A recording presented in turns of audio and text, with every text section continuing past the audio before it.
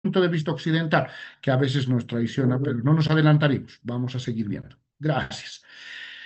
Luego, este tema que tenía como objetivos, ¿no? Del constitucionalismo, por ejemplo, mejor dicho, la plurinacionalidad, que tiene como objetivos descolonizar y avanzar hacia la refundación de estados, pasando a nuevas estructuras. Implica una nueva concepción de territorio, los recursos naturales, una nueva institucionalidad que reconozca el pluralismo jurídico. Boaventura de Sousa Santos, quien escribe sobre pluralismo jurídico, dice, los que nos pueden enseñar mucho son los pueblos latinoamericanos, a los europeos, de cómo estaba configurado el tema de un sistema jurídico, por ejemplo, ¿no?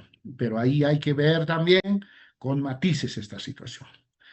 Y ahí llegamos, como les decía, el tema del multiculturalismo, de hacer un reconocimiento a al pluralismo, que es vivir entre las culturas. También la interculturalidad surge, que es un término con el que nosotros quisiéramos alcanzar este nivel, entre culturas, dentro o fuera. Surge como un concepto al concepto de una crítica al concepto de la multiculturalidad.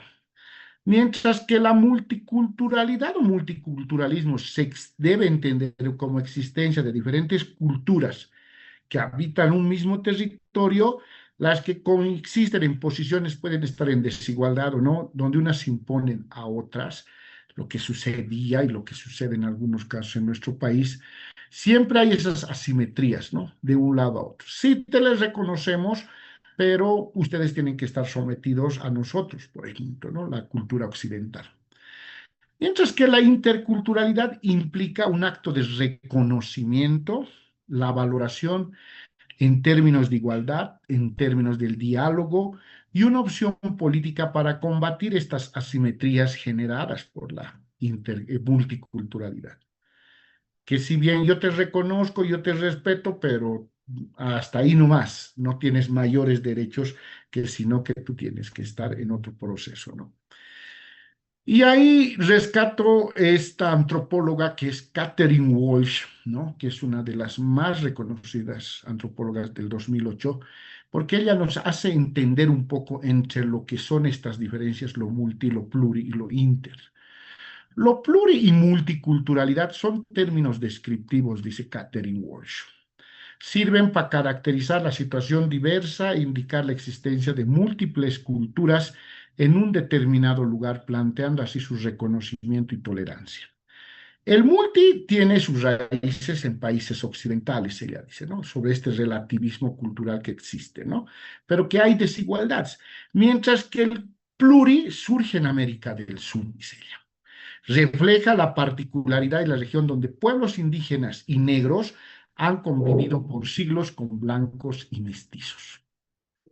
Claro, ahí entendemos un poco más, ¿no? Que parecería mucho lo multi, pero es desde el occidental, desde el blanco reconocer, desde el occidental reconocer a los pueblos indígenas, mientras que en el pluri, esta relación de convivencia entre las diferentes culturas.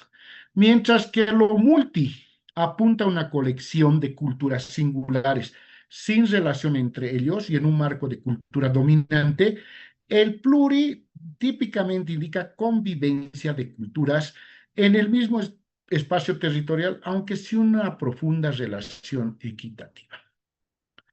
Pero de alguna manera sí se quiere reconocer, se quiere dar el valor correspondiente, por eso hablamos de esta equivalencia entre el sistema jurídico indígena originario campesino y el ordinario, a partir de ese reconocimiento que se quiere dar. La interculturalidad, señala Catherine Wells, todavía no existe, dice ella, ¿no? Es algo por construir, va mucho más allá del respeto, la tolerancia, el reconocimiento. Señala y alienta más bien un proceso, un proyecto social dirigido a la construcción de nuevas relaciones de sociedad equitativas, ¿no? No solo condiciones económicas, ojo, sino también tiene que ver con un tema de entender la cosmología. Algunos amigos que llegaban del exterior de Europa me decían, ay, qué interesante con sus trajes típicos las señoras aquí en La Paz, ¿no? Le digo, no sé si típico, o sea, es parte de su vestimenta, no es que ellas se hayan disfrazado, ¿no? sino que o sea, porque me decía, qué convivencia más interesante, ¿no? O sea, las señoras de pollera juntamente con ustedes, pues encontrar una persona de terno y corbata, una señora con tacones y todo, pero están conviviendo el mismo día. Sí, o sea, nunca nos hemos cuestionado, sino que es parte de nuestra realidad como tal, esa integración. Para esta persona que venía de Inglaterra cabalmente, me decía, me parece sorprendente, ¿no? O sea, porque generalmente nosotros en nuestros pueblos que tenemos, ¿no? Escandinavos, por ejemplo, se visten para las fiestas, nada más, ¿no? O en el caso nuestro, sí, pero obviamente que también allá, hoy en día, en el siglo XXI, hay todavía, pero a la vez también hay esa mezcla de situaciones, ¿no? Donde las chicas, o sea, se visten, ¿no? De alguna manera con pollera cuando son las fiestas de sus pueblos porque les da más elegancia y de todo aquello, pero en el día a día no son de pollera, por ejemplo, ¿no? En el caso planteado desde nuestro punto de vista. La plurinacionalidad y la interculturalidad son incomplementarias, ¿no? Entonces, esa es una de las diferenciaciones que hay que, con el multiculturalismo, tomar en cuenta. Adelante, colega Arellano. Doctor, en ese marco más o menos tendríamos que ver que ya es la Constitución Política del Estado, ¿no? En el artículo 1, la que reconoce la pluralidad y el pluralismo político, económico, jurídico, cultural y lingüístico dentro Claro. del proceso integral país, ¿no? Y entre lo que es la interculturalidad planteada, también planteando de lo que es el fenómeno de complementariedad, en este caso, doctor.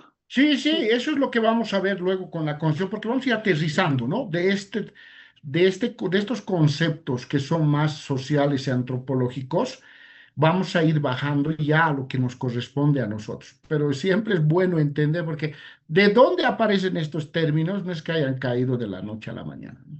Y es bien importante saberlo, es bien importante conocerlo, porque eso es lo que muchas veces me dicen, ¿por qué se llamamos Estado plurinacional? Entonces, esa es una cosa que también tenemos que saber por cultura general, a qué estamos apuntando, cuál ha sido su trascendencia a lo largo del tiempo, y es muy importante.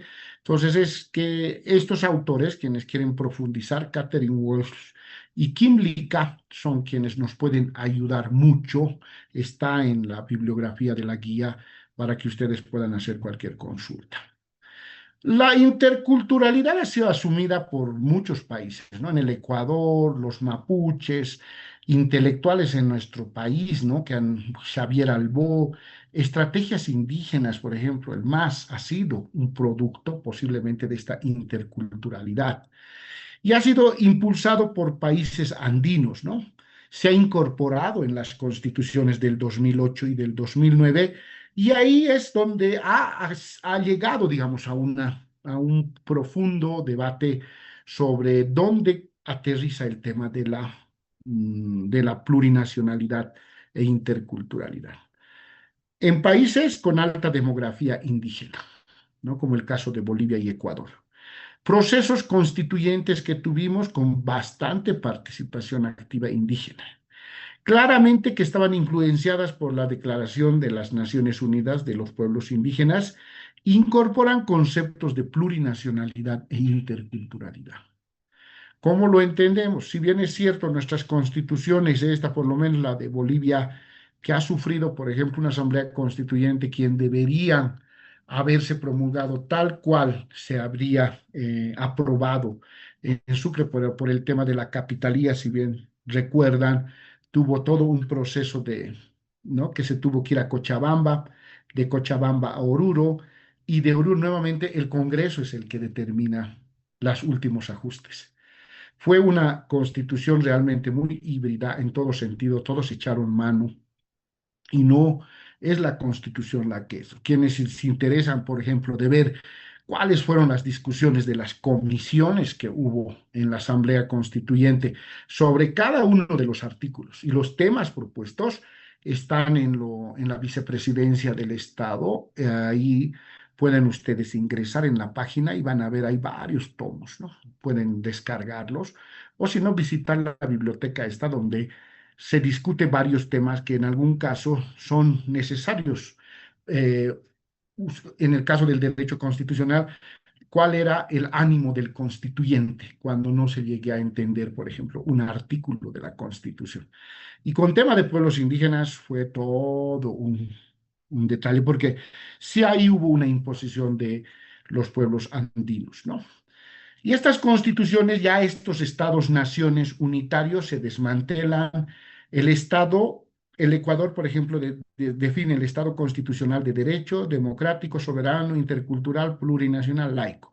En el caso de Bolivia, lo que señalaba la colega Arellano, se define el artículo 1 como un Estado unitario, social, de derecho plurinacional, comunitario, libre, independiente, soberano, democrático, intercultural, descentralizado y con autonomías, ¿no? Entonces hablamos de un Estado unitario, pero que confluye en diferentes situaciones, ¿no? Y en el caso de la plurinacionalidad en la constitución política del Estado de Bolivia, se ve reflejada en esa composición que tenemos en la Asamblea Legislativa, ¿no? Diputados, senadores, sobre representantes de las diferentes circunscripciones que tienen que ver con pueblos indígenas. Súper interesante, digamos, esa composición, pero que hoy en día, después de 16 años, tendríamos 16 más, creo ya, ¿no? O sea, claro, mucho más. Tendríamos casi a 20 años, 19 años, en realidad desde el 2006, tendríamos que hacer un análisis. ¿Cuánto hemos crecido en ese sentido? Se dice que la peor asamblea legislativa que hemos tenido ha sido de este último periodo, realmente sin ningún aporte, sin ninguna situación que conlleva. Ahora mismo veo, están haciendo una serie de reconocimientos a todo mundo, ¿no? Invitan, reconocen, entonces, pero no esa es su labor, pues. Los niveles de debate, discusión, las leyes que se plantean, qué es lo que deben incorporar. Entonces, realmente tenemos normativa que refleja la realidad de nuestro país, por ejemplo. Un ejemplo que les doy, el Código de las Familias. Yo fui consultor de ese Código de las Familias y cuando era Código Familia se planteaba, ¿no? Familia, perfecto, una familia nuclear. Pero de las familias, estábamos hablando de las diferentes formas de familia que hay en nuestro país. Familias colectivas, ampliadas, monoparentales, una serie de familias, y además teníamos que ver hasta la familia comunitaria, que no es un tema netamente de Bolivia, sino que la familia comunitaria es un tema que ya se ha discutido en Canadá, por ejemplo, ¿no? Era algo que queríamos traducir, pero terminó siendo, porque yo fui la primera parte que planteé y dije, si va a ser de las familias, tenemos que desarrollar todos los capítulos que tengan que ver con las consecuencias con estas familias. Pero no hubo el interés y luego se tradujo bueno, con los que terminaron haciendo, y yo planteé todo el tema de género en ese tema del Código de las Familias, pero no se terminó de entender qué era familia, entendido desde el punto de vista de la cosmovisión sobre todo, ¿no? Entonces, hay que reconocerlo. Ha habido muchas falencias, no ha sido nada fácil porque eso de incorporarnos a todos y todas, pero a veces yo decía, pero ¿por qué nos hacemos tanto lío? Por ejemplo, en la India, no sé hay cuánto, creo que hay 1.800 castas o 18.000 castas.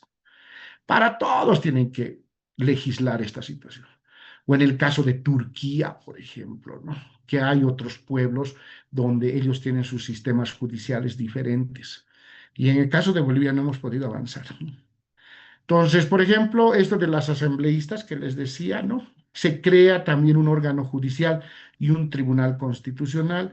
La jurisdicción indígena originaria campesina se ejerce por sus propias autoridades, ¿no? ¿Cómo se ha avanzado en eso? Es lo que vamos a ir viendo. Y por último, como lo que les decía, el tema de la interculturalidad, visto en el caso del Ecuador, reconocimiento no solo de las lenguas indígenas, sino además de toda esta cosmovisión que tienen en el Ecuador, que es el summa causai, ¿no? Y en el caso de Bolivia, esa convivencia, ¿no? Entre unos y otros, los principios éticos morales que deberíamos respetarlos, responderlos. Entonces, sí ya se plantea, digamos, en la Constitución. Y la interculturalidad, con esto acabamos esta parte del multiculturalismo, pluralismo y la interculturalidad en otros contextos fuera del latinoamericano. En Europa, por ejemplo, el Consejo de Europa en 2008 planteó diálogos interculturales, porque no la tienen nada fácil también. Hay mucha migración de pueblos árabes hacia Europa o de los africanos que fueron sus colonias, pero ahora no los quieren recibir, ¿no? Porque tienen una forma diferente de cultura, pero hay conflictos ahí, por ejemplo, de hijos nacidos ya de estos pueblos, por ejemplo, de árabes nacidos en Francia, por ejemplo, que es el gran problema que se ha planteado. Son franceses, pero con tradiciones y culturas árabes. Tema del manejo de la burka y todo aquello que ellos reclaman son franceses porque han nacido, ¿no? Pero en el otro caso es otro tipo de situaciones. Entonces, creo que hay necesidad de poder seguir analizando, por eso bien plantean en Europa el diálogo intercultural. O la propuesta de política pública en Quebec, ¿no? Que se propone instancias gubernamentales el momento de prácticas. Ya hemos visto, ¿no? Las políticas interculturales de Canadá, que han sido un fracaso y que solamente se han visto como políticas de discriminación. Esa es la parte del preámbulo general, si se puede decir, sociológico, ¿no? Sobre todo sobre la situación en la que nos debatimos como sociedad, en este caso, de la región latinoamericana. Entonces yo a esto, lo que ya vamos a ver ahora es ya entrar en materia, ¿no? Con todo esto, lo que acabamos de ver, es el tema del pluralismo jurídico como tal, ¿ya? Si tienen alguna duda, consulta al respecto, complementación que quisieran hacer ustedes, colegas, a este punto que lo hemos analizado hoy día muy rápidamente, eso sí lo reconozco porque es, bueno, la dinámica, lo pueden hacer, por favor, porque puede quedar algunas dudas o algunas situaciones. Adelante, les cedo la palabra mientras voy a ir buscando la presentación de lo que es pluralismo jurídico. ¿Alguien que quiera señalar algo, por favor? O naties, como dicen aquí.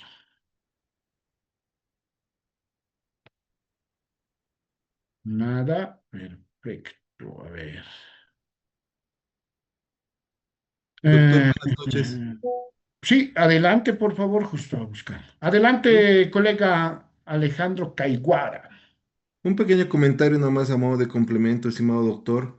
En el caso de Canadá, precisamente por el fracaso de estas políticas públicas, actualmente se ha reenfocado este tema migratorio porque, por ejemplo, por el tema del idioma se ha dado mucha prioridad a la migración de personas de países angloparlantes, pero de diferentes culturas, ¿no? Lo que ha repercutido especialmente en Quebec, en la migración, porque era uno de los estados, de las provincias más amigables para el tema migratorio, pero que ha terminado incidiendo en que si bien eran angloparlantes, en el tema cultural eran completamente diferentes, especialmente las personas que venían de India, y que se los ha aceptado porque por el tema del idioma podían calificar para el proceso migratorio, pero que en el tema cultural han ido mermando el espíritu nacional de Canadá en el tema religioso, por ejemplo, en el tema cultural y en el tema incluso educativo. Entonces, eso ha llevado también a que Canadá se replantee cuáles son los términos en los cuales debiera promoverse la migración, porque se ha dado cuenta que definitivamente el tema del idioma no es suficiente para poder incorporarlos a la sociedad canadiense con esos principios, con ese tema cultural y con ese tema incluso educativo, doctor. Sí, no, totalmente de acuerdo. Es otro ejemplo, por ejemplo, en el caso de Francia, ¿no? Solamente ver la selección francesa es toda una colonia, ¿no? De africanos, por ejemplo, o argelinos, como el caso del mejor jugador de Francia era Zinedine Zidane, por ejemplo, ¿no? ¿Y qué sucedió ahí? O sea, hubo muchos problemas en ese entonces porque Francia para los franceses, pero ¿quiénes son los franceses, no? O sea, su estereotipo es una persona blanca, ¿no? Un estereotipo anglosajón, si se podríamos decir. Entonces, se replantean una serie de aspectos ahí para ver si estas políticas de asimilación cultural, sobre todo, tienen que responder también a la realidad del país, y eso es lo que ha sucedido. Y claro, totalmente de acuerdo, porque hoy en día con la inversión de la pirámide poblacional, donde muchas personas ya no quieren tener hijos, por ejemplo. En Europa es algo, una realidad muy grande, la sociedad se está envejeciendo, entonces están planteando políticas de traer, pero porque ¿quiénes van a mantener el sistema de pensiones, por ejemplo? Entonces, ¿qué decían? Que los latinoamericanos tienen hijos, pero han visto el último ENSA acá en Bolivia. Lo que ha sucedido es que en Bolivia a nivel nacional es el 2.5 ya, lo que era 5 en el anterior censo, de 5 hijos, ahora es 2.5 y en La Paz es 1.5. Y ustedes preguntan si tienen hijos o hermanos o sobrinos, adolescentes o jóvenes, no quieren ni casarse, menos tener hijos, ¿no? Entonces, el problema no es nada esto. Entonces, vamos a empezar a interculturalizarnos mucho más, pero hay que tener la capacidad de ver cómo se va a manejar. Eso mismo les decía del censo. En Bolivia, el 46% creo que ahora se ha adscrito a población indígena como tal. Ha ido bajando del 63, 64, en el anterior censo, el primer censo del 2012, si mal no recuerdo, el 21, el otro ha bajado un poco más y ahora ha bajado un poco más. Entonces hay una necesidad, por eso yo les planteaba este tema, temas sociológicos, sobre todo, para poderlos seguir analizando y en este caso, digamos, qué camino estamos siguiendo nosotros como Bolivia, ya entrando al tema que les quiero compartir. Gracias, colega Caiguara, para poder, digamos, matizar también estos temas. Yo les voy a compartir ahora lo que es el pluralismo jurídico en este caso, ¿no? Que es algo que ya ahora de ahí vamos a tomar una definición también, apoyamos, no apoyamos. Adelante, colega José Luis Cusi, por favor. Gracias, doctor. Una pregunta y Sí. una petición. Con relación al concepto de plurinacionalidad, si está más cerca al pluralismo cultural o al de la interculturalidad. Lo otro también sería ideal que profundice sobre el tema del modelo de Estado y la forma de Estado que ayer había tratado, ¿no? Ujú. A ver, yo estoy muy de acuerdo con la posición, por eso lo mantengo con Catherine Walsh, que la plurinacionalidad y la interculturalidad se van asemejando, ¿no? ¿Qué es lo ideal en el caso de la interculturalidad, de convivir estas interrelaciones entre culturas? Y la plurinacionalidad, como dice Catherine Walsh, es un término afincado en Latinoamérica, ¿no? Y el multi ha sido en lo occidental, pero prácticamente casi podríamos decir que la interculturalidad es lo mismo que la plurinacionalidad, pero con esos matices del respeto, de la convivencia, no solamente de reconocerme, sí, sí, está bien, tú vives ahí, no, sí, no, reconocer con todo aquello que conlleva la existencia de múltiples naciones. ¿Ya? Si me dejo entender. Plurinacionalidad e interculturalidad deberían ir de manera conjunta, ¿no? Sí es más claro la diferencia con el multiculturalismo. La misma Catherine Walsh señala que a veces no hay diferencias entre ambas cosas porque una complementa a la otra, ¿ya? Y en el caso del modelo de Estado, es lo que les decía, ¿no? Nosotros sí, ahí la Constitución nos plantea, somos un Estado unitario, plurinacional, ¿no? Ahí nos plantea la Constitución.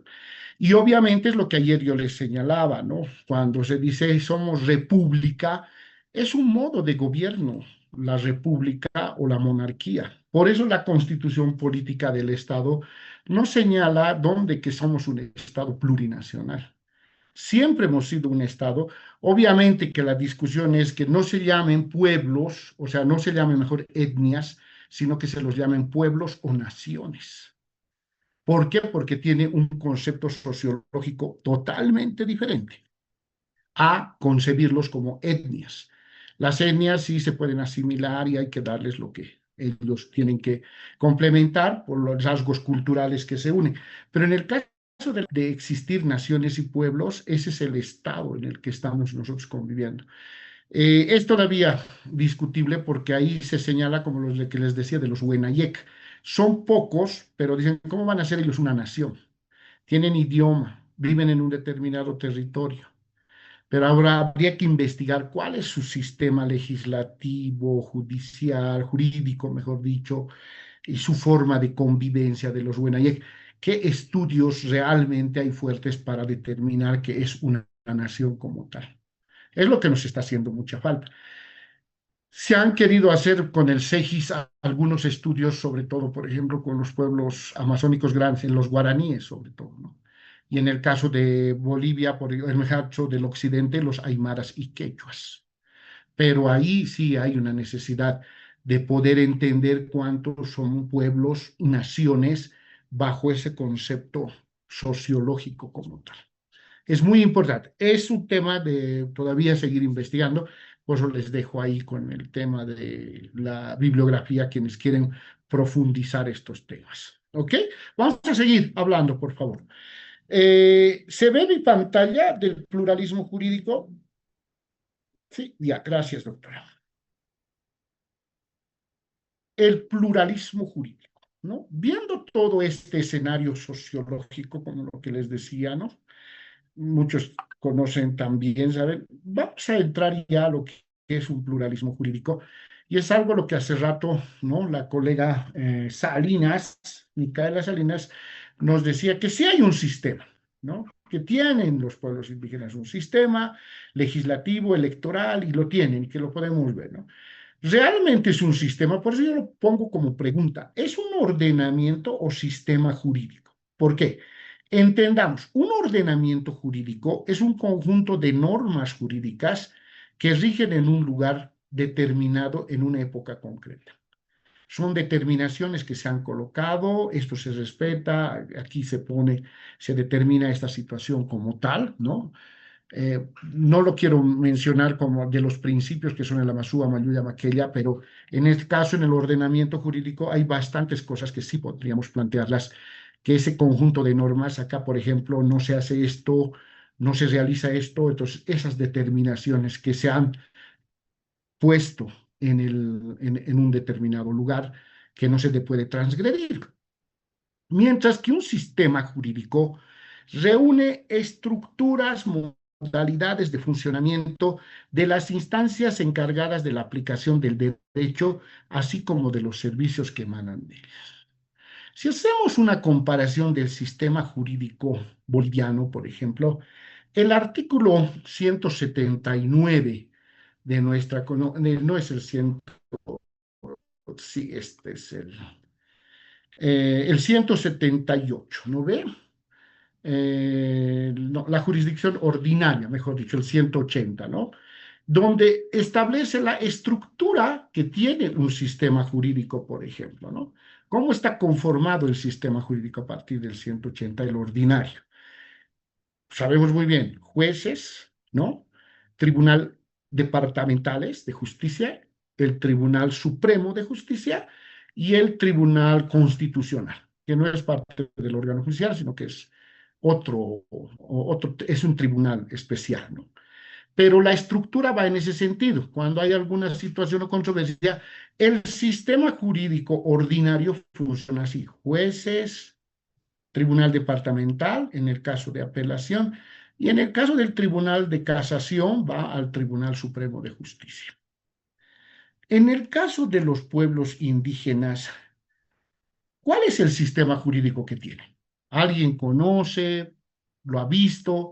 Me gustaría también yo poder conocer en ese sentido, ¿no? O sea, es algo que se sigue investigando. ¿Hay un sistema jurídico en el mundo indígena, por ejemplo?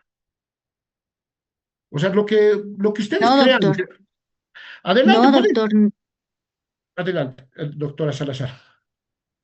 doctor, no hay un sistema jurídico, solamente se basan en las costumbres, se basan en el vivir bien, y Mm, eso ha trascendido por generaciones, eso transmiten desde los abuelos a los niños, y no solamente tiene que ver con las generaciones, sino también con su vivencia diaria, y no está escrito, no tienen códigos y no los hay, probablemente ni los haya porque eso se transmite de generación en generación y eso es suficiente para que ellos puedan vivir bien. Tanto es así que incluso hay comunidades indígenas también en nuestro territorio por el hecho de que también compartimos de repente estos indígenas, sobre todo los del... em, Tierras ¿cómo altas. decirlo? Los que viven en el bosque, doctor, los que Tierras están bajas, tierras bajas. en las tierras bajas, incluso pasan de territorio a territorio, como usted nos estaba señalando el día de ayer, porque pueden estar en parte de Perú, en Bolivia, capaz, y hasta en Brasil, y pasar hasta otros países, pero es que ellos no tienen límites, como usted justo lo estaba diciendo ayer. Tanto es así que gracias a las costumbres hay una quiero hacer paréntesis en esto, hay una situación que yo conozco que es cuando los niños en Colombia han desaparecido. La policía ha hecho todo lo posible para encontrarlos. Eran cuatro hermanitos que habían desaparecido porque una avioneta se estrelló en en el bosque. Entonces han utilizado las costumbres, incluso cosas espirituales de los indígenas para localizar a los niños. Y justo hasta un día antes de que la policía se retire de la búsqueda intensa que tenían o sea, respecto para encontrar a estos niños, han utilizado esto de yaje, le llaman ellos. Es una, es una, es una situación espiritual para poder convocar a los espíritus de los niños, porque ellos estaban desaparecidos en en la jungla. Entonces, han empezado con estos rituales y los han encontrado los niños. Simplemente Mm, así, como fuera por arte de magia, pero eso ha sido porque han llamado a sus espíritus. Son cosas trascendentales que no tienen explicación científica, pero que sí tienen trascendencia para las comunidades indígenas. Entonces, esto incluso tiene, yo he visto que incluso hay un documental de cómo es que le han encontrado. Existen varios documentales, pero hay mm, uno en específico que está mucho más cerca porque los niños han dicho esto de cómo les han encontrado y cómo es que ellos tenían ese llamamiento porque han hecho dibujos y en base a esos dibujos los niños que también conocían han sobrevivido también gracias a a las enseñanzas de su abuela que les decía, estas cosas se comen y eran cosas silvestres y gracias a eso han sobrevivido. Claro que los niños estaban completamente desnutridos cuando los han hallado, pero ellos tenían esa idea. Gracias a eso han sobrevivido, se puede decir, porque en el bosque, en la jungla, que pues van a cocinar algo, han comido cosas silvestres y gracias a eso han sobrevivido. La niña, que era la mayor y que les ha cuidado los otros hermanitos que tenían, si no me equivoco, 13 u 11 años, es la que velaba por los otros pequeñitos. Y gracias a Dios, los cuatro hermanitos están a salvo y están bajo la tuición del gobierno colombiano en este momento porque no están con los familiares ni siquiera. ujú. Pero tiene que ver mucho con lo que las comunidades indígenas enseñan y eso no está escrito. Así de simple es Así eso, es. doctor. No, gracias, colega Salazar. Y antes de que dé la palabra a la colega Vargas, es bien importante, ¿no? O sea, quitémonos también de esa estructura que nosotros ya la tenemos establecida desde la formación académica que tenemos, ¿no? Si algo me pasa, voy en apelación, apelación, que sea. Pero ¿qué pasa, digamos? No conocemos, y eso es lo que yo les decía en las cumbres que hubo sobre sistema de justicia de conocer realmente qué sistema, cómo funcionaba en el mundo indígena, ¿no? Algunos dicen, sí, ¿no? Son reuniones de los tantachawis que le llamamos acá en el occidente o los cabildos que se dan en tierras bajas, determinan una situación, pero ¿cuáles son? Ahí ya entra también otro tema sobre el debido proceso, ¿no? Queremos también plantear, no tiene que ir con abogado, no, es otra forma, es otra lógica lo que acaba de contarnos la colega Vania Salazar. Entonces, vayamos pensando, ¿no? Leyendo cómo era esa estructura más o menos que si tienen o no para asimilarlo a un sistema o solamente tenían un ordenamiento jurídico, porque creo que eso todavía no hemos avanzado. Adelante, colega Jacqueline Vargas, luego Gabriela Arellano.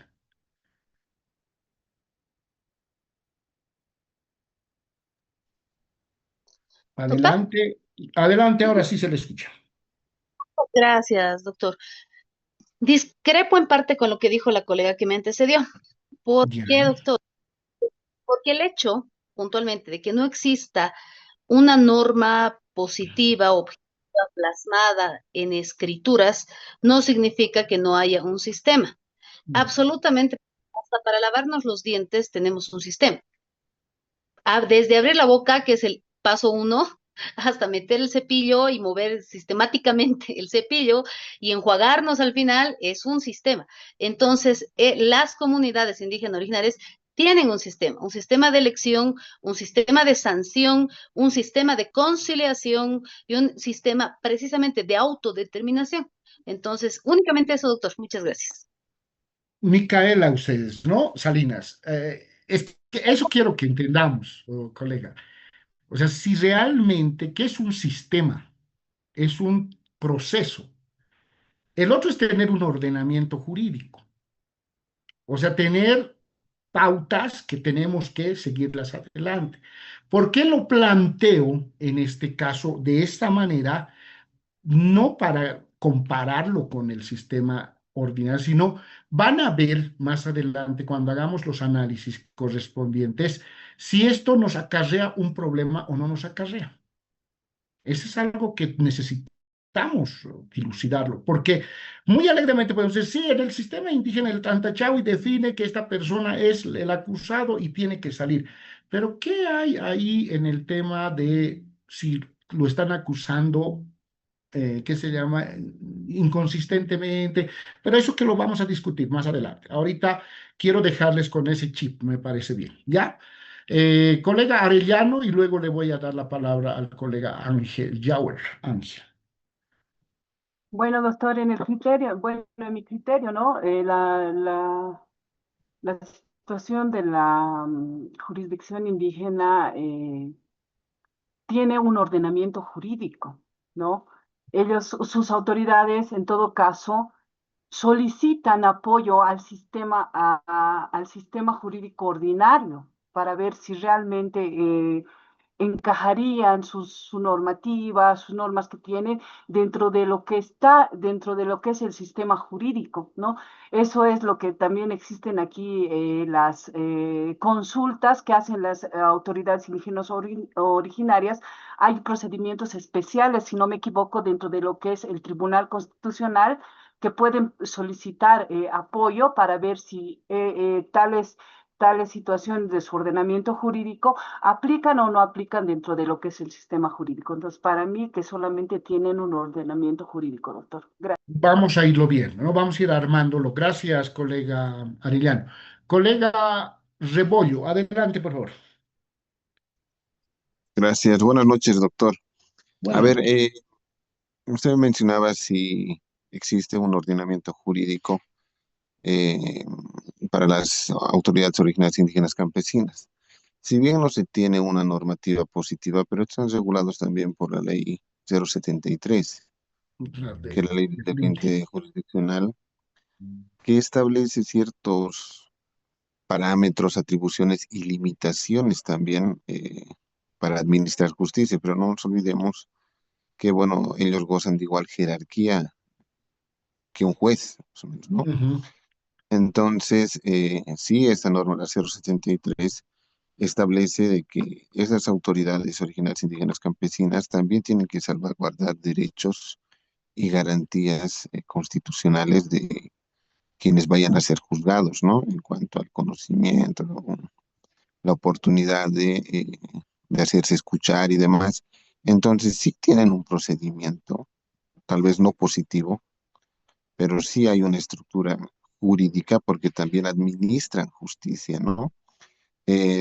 También como opinión o como comentario, con ciertas limitaciones. Por ejemplo, no pueden expulsar de las tierras, no pueden Claro. expulsar de las tierras y tampoco pueden quitar las tierras como sanciones, ¿no? Con un, bueno, también se les da esa atribución, como decía la compañera que ha antecedido, tienen la atribución de coordinar también en ciertos delitos con la administración o bueno, con la justicia ordinaria, pero sí están regulados por la Constitución Política del Estado y por la Ley 073. Como Excelente. comentario. Vamos a ir viendo todos los detallitos, cómo nos vamos a ir complicar, pero esa era la idea también de empezar con este debate. Colega Lidia, ¿qué tal? Ahora la veo por cámaras, una amiga. Doctor, buenas noches, doctor, ¿cómo Lidia, querida, está? ¿cómo Muchas estás? gracias. Bien, un Bien, gusto. un gusto verlo, doctor. Igualmente, Lidia. Sí, sí, doctor. Doctor, bueno, respecto a su materia, la materia que nos está impartiendo, ¿no? Analizando en base a la exposición que nos hace y la intervención de nuestros colegas, ¿no? En realidad, sí, respecto al ordenamiento jurídico, en el ámbito occidental, el ordenamiento jurídico está positivizado, ¿no? Y tiene toda su estructura para seguir el debido proceso. No obstante, en el ordenamiento de administración de la justicia indígena originaria campesina es pues consuetudinaria, ¿no? No está escrita en realidad. Pero no obstante, con tantas políticas públicas, digamos, que va generando el Estado, desde la administración pública, desde diferentes entidades, igual vamos, en realidad estamos también incursionando en positivizar en realidad lo que es la administración de la justicia indígena originaria campesina, ¿no? No, sin embargo, ellos sí tienen este ordenamiento, y mi criterio, es un criterio mío, en que tienen este ordenamiento jurídico, toda vez que ellos se rigen en sus normas y procedimientos propios para garantizar derechos y también siguen un debido proceso, ¿no?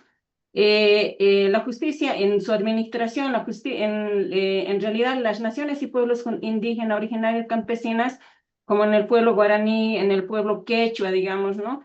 Donde en alguna vez he estado, digamos, por estas regiones, aplican una justicia oral, es pública, ¿no? Es rápida, ¿no? Le dan la celeridad. Además de eso, es reparadora, ¿no? Porque ellos no solamente se van a la sanción, sino ellos en realidad generan todas estas acciones, la atención rápida, ¿no? Y lo hacen en público porque reúnen a toda su gente, ¿no? Pero generan una sanción reparadora, por ejemplo, cuando el ganado invade sus sembradíos de una determinada familia, es decir, entre familias, ¿no? Entonces, cuando se invade el ganado, ha malogrado todo su sembradío. ¿Qué hace la autoridad indígena originaria campesina? Resuelve en comunidad, consulta con su comunidad y le dice, ¿no? Le va a reparar el daño y usted tiene que ir a reponer el sembradío que ha dañado, digamos, los animales al ingresar a su chacra, a su sembradío, ¿no? Entonces, más o menos sí he podido observar ese procedimiento, digamos, que ellos aplican en las comunidades, ¿no? Y por qué más diría, digamos, que sí tienen un ordenamiento administrativo, es decir, un ordenamiento de administración de justicia, el pueblo indígena, es porque igual ellos, si no lo pues, resuelven a nivel comunal, digamos, que es la autoridad comunal, y se van a nivel zonal, digamos, ¿no? En el pueblo guaraní, por ejemplo, ¿no? En nivel comunal no lo resuelven, se van al nivel zonal. El zonal, el Burubichaguasu del nivel zonal no le resuelve, se van a la APG, digamos, en este caso, ¿no? A la Asamblea del Pueblo Guaraní, que es el Burubicha de la Nacional, digamos, ¿no? Entonces, sí, en realidad se diría que con todo esto sí tuvieran una estructura de ordenamiento jurídico, ¿no? Las naciones y pueblo indígena original campesinos, y también sí se diría que tienen, digamos, que sí siguen el debido proceso. No obstante, sí están limitados, como intervenía el colega anterior, sí están limitados y les han limitado a través de la ley 073, que es la ley de deslinde jurisdiccional, ¿no? Que esta ley limita ciertas atribuciones, ¿no? Incluso por jurisdicción y competencia, ¿no es cierto? Cuando el problema sí ocurre entre sujetos indígenas, sí corresponde a la administración de la justicia, digamos, por normas y procedimientos propios.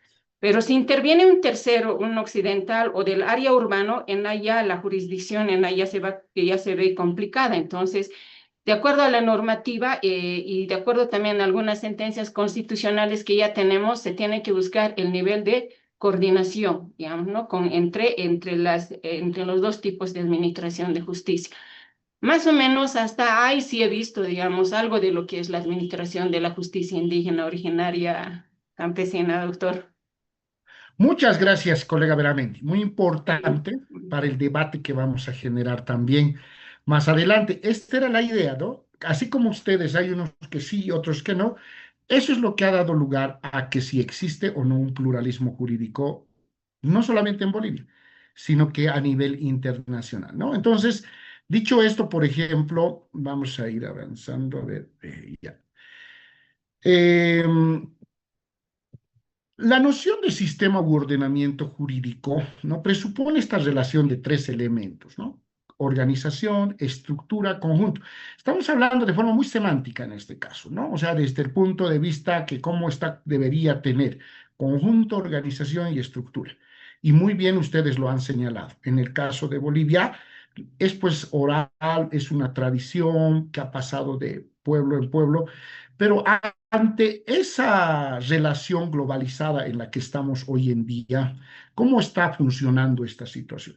Veremos también más adelante, cuando analicemos la ley de deslinde jurisdiccional, si realmente las personas fuera de la comunidad no se adscriben a una nacionalidad o pueblo indígena, pueden ser juzgados en estos lugares.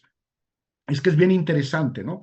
Y ahí es donde yo hago la crítica al Tribunal Constitucional, porque no termina de entender estas lógicas. Entonces, lo que ahorita nos estamos planteando como discusiones es lo que ellos deberían empezar a trabajarlo a través de la Academia de Estudios Constitucionales, por ejemplo.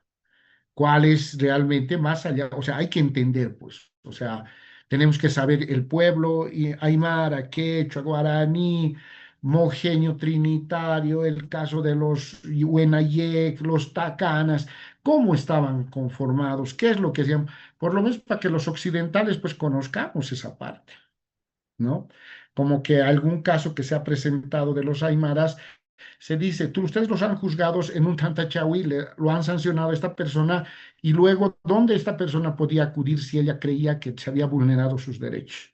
Pueden ir a la Tupac Katari, ¿no? Acá en la provincia. De la Tupac Katari a la Sesut CB, de la Sesut CB a la CONAMAC. Entonces, ese rato se estaba queriendo. Son instancias, instituciones que se han creado posterior también, ¿no? Tenemos que ver, después de la revolución del 52, se han ido creando estas instituciones. Entonces, el ser serios y analizar que cada pueblo indígena formaba parte, no positivizando, estoy totalmente de acuerdo con ustedes, es entender cuáles eran las lógicas en cada pueblo de juzgamientos de cosas. Entonces, eso también que la ley de deslinde jurisdiccional ha mejorado la situación, la ha empeorado o en qué ha terminado. Eso también veremos. Entonces, los elementos que integran esta teoría del sistema jurídico pretenden resolver estos problemas, ¿no? De existencia, si existió, qué identidad tiene este sistema jurídico, qué estructura y qué contenido. Cuando hablamos del problema de existencia, los juristas distinguen entre sistemas jurídicos existentes y aquellos que han dejado de existir. Claro, estos que han dejado de existir podríamos decir que fueron de pueblos indígenas antes de la colonia, por ejemplo. Han dejado de existir o existen actualmente, ¿no? O sea, ¿cuál era su función? Por ejemplo, en Bolivia, en nuestros días, ¿cómo fue el sistema jurídico en la colonia y después de la colonia, la república, cómo ha sido y quiénes tienen estos temas? O sea, la existencia. ¿Existieron o no existieron? Y esto es lo que se han planteado los autores, los doctrinarios, de decir, los vamos a reconocer, pero ¿existieron o no?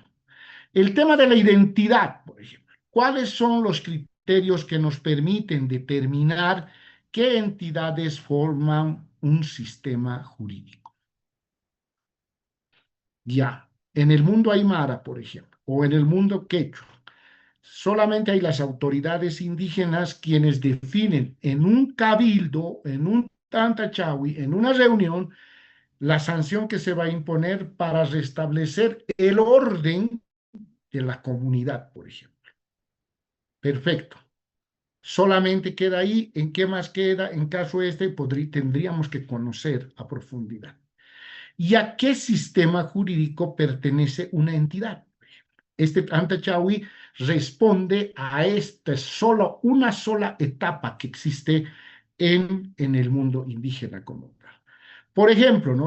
O sea, lo que dice la ley de deslinde, que no tiene que ser, o la Constitución también, que el límite son los derechos humanos. Si hay una violentación de los derechos humanos, eso ya tiene que pasar a la justicia ordinaria. Pero todo eso también tendríamos que entender cómo los pueblos indígenas entienden los derechos humanos. Hay una premisa grande, que es la vida, por ejemplo. Y ahí muchos los han estereotipado a los pueblos indígenas con hacerles creer que los pueblos indígenas matan, ¿no ve? Una sanción es matarlos, ¿no? ¿De dónde se han sacado eso? O sea, ¿quién? O sea, porque ha habido un linchamiento aquí en las periferias de la ciudad de La Paz o en el Alto, ya todos los pueblos indígenas matan, ¿no? Pues van a ver cómo estos estereotipos pueden terminar calando. Entonces, este problema de identidad de este sistema, cómo funciona, y que es algo que tendríamos también que resolver, porque por las sentencias que ustedes van a analizarlas, parecería que no está terminado. Y el problema de la estructura, o sea, antes, hay una estructura común a todos los sistemas jurídicos. ¿Por qué siempre queremos? Porque las primeras discusiones sobre este tema decían, no, pues es que en el sistema indígena hacen de todo y no tienen las etapas correspondientes.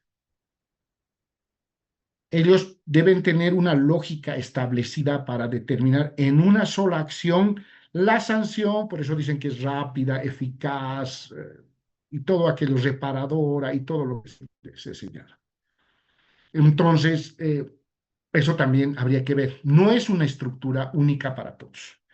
Existen patrones de relaciones entre entidades de un mismo sistema de manera recurrente, se dan en todo sistema jurídico.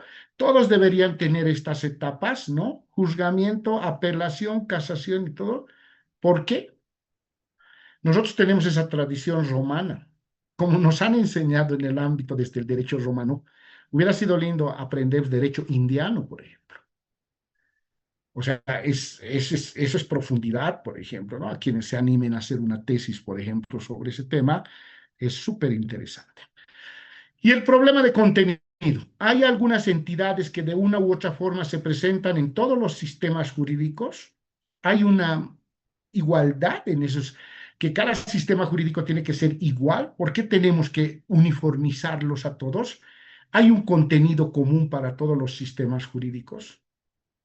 Entonces, estos 4 cuestionamientos para saber sobre el sistema jurídico, por ejemplo, lo que es estructura, contenido, identidad, ¿no? O existencia, por ejemplo, es necesario resolverlo para saber si realmente el sistema, o mejor dicho, no vamos a hablar del sistema, la jurisdicción indígena o la justicia indígena, mejor dicho, justicia indígena originaria campesina, puede funcionar.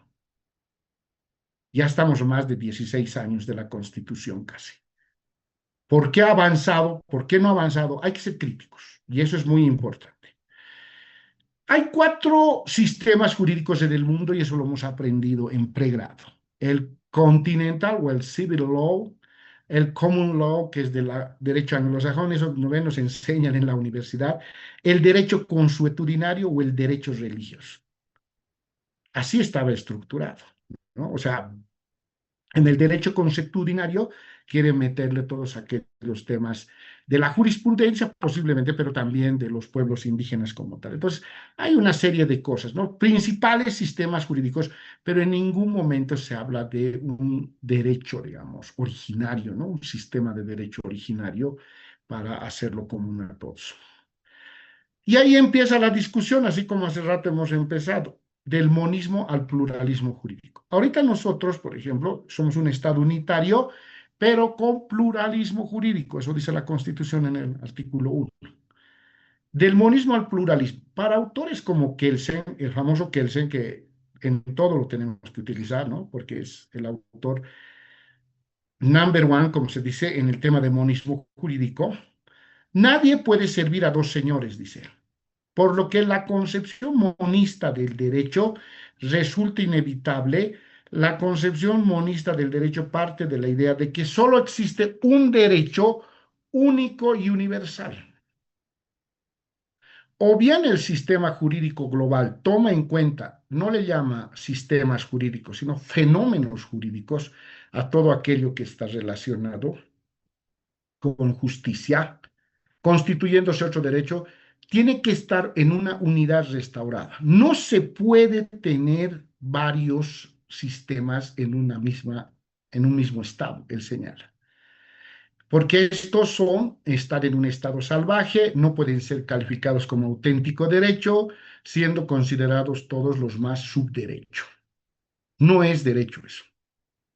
No, pues, o sea, ahí vamos a ver cómo los que apoyan el pluralismo como tal van a demostrar también que sí existe estos cuatro problemas que habíamos discutido, se pueden llevar adelante. ¿Y por qué lo hago en este sentido, la insistencia en este tema? Porque de alguna manera nosotros estamos conviviendo con este pluralismo jurídico. Aunque no haya habido, digamos, avances, pero cuando analicemos las sentencias constitucionales, ahí es donde quiero que veamos si realmente esto puede ayudarnos o no, por ejemplo. Yo he sido parte del tribunal de una tesis sobre monismo jurídico, ¿no? Pese a que soy de pluralismo, pero la persona que lo ha defendido desde el punto de vista doctrinario, conceptual, que no puede existir y puede, más allá de lo que a mí me puede parecer, la persona que lo ha defendido bien. O sea, lo ha planteado en una medida de decir esto debería equilibrarse a esto, el otro, pero bueno, eso es algo que plantean, digamos, los monistas, ¿no? Esta visión monista del derecho presupone que las normas son un producto exclusivo del Estado. Todas las normas que están fuera del derecho estatal no pueden ser consideradas como derecho. Sin embargo, un sistema jurídico no se identifica necesariamente con un conjunto ordenado y estructurado de normas estatales. Las normas son o pueden ser parte del sistema jurídico, pero esto no solo acaba en normas, ¿no?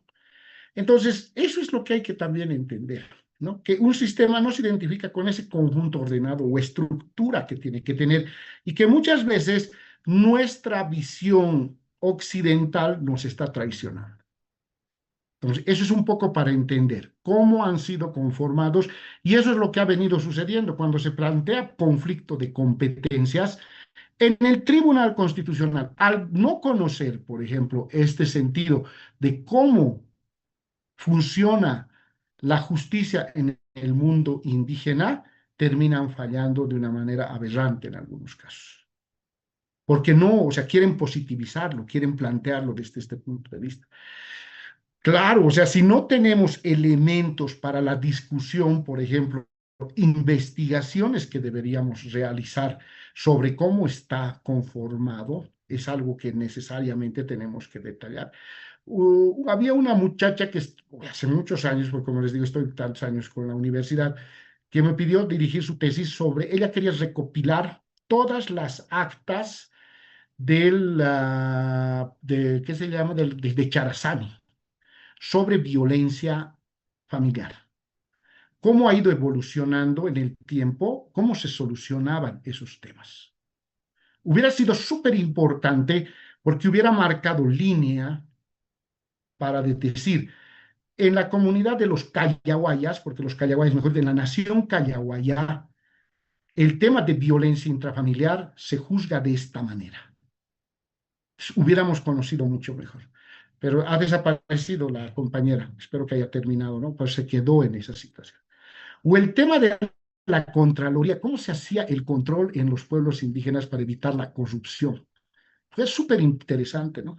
Nosotros tenemos acá la Contraloría para ver todos los temas, ¿no? Que los desfalcos en los municipios, pero desde el punto de vista de la imagen o el sistema de la justicia indígena, ¿cómo se podría hacer el control a todo eso? ¿O cómo funcionaba? Porque lo que funcionaba antes, hoy en siglo XXI puede dejar de funcionar. Entonces, son detalles no menores que necesitamos nosotros de alguna manera conocerlos muy importantemente para poder ver estos temas, ¿no?